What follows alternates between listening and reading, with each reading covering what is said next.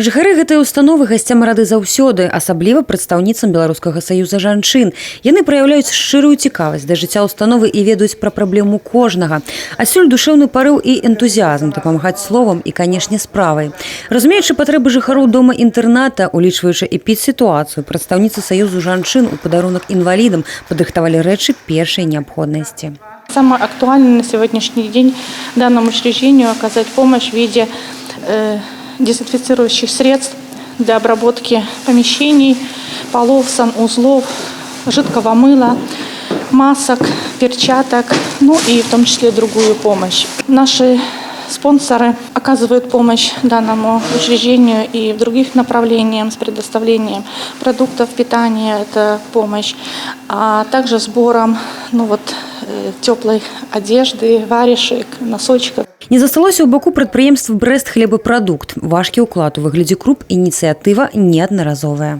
В честь Дня инвалидов мы привезли свою продукцию как материальная помощь. Это сотрудничество у нас будет не в первый, не последний раз, скажем так. И самое главное, что этим проживающим людям крепкого здоровья.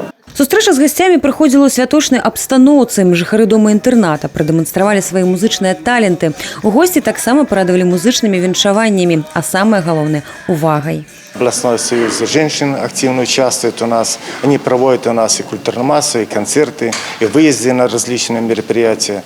Также активно нам участвует, оказывает гуманитарную и спонсорскую помощь. Это Брестский мясокомбинат, Брест-продукты, Брест-почта. Хотел отметить, что мы неделю назад получили рециркуляторы. Вы сегодня убедились, видели их.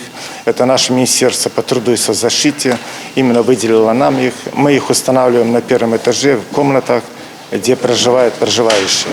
Сёння псіханеўралагічны дом-інтэрнат для састарэлых і інвалідаў заселены на 100%. Тут пражывае 128 жыхароў. Сярод іх інваліды першай і другой групы, людзі пенсійнага ўзросту, самым дарослым больш за 85 гадоў.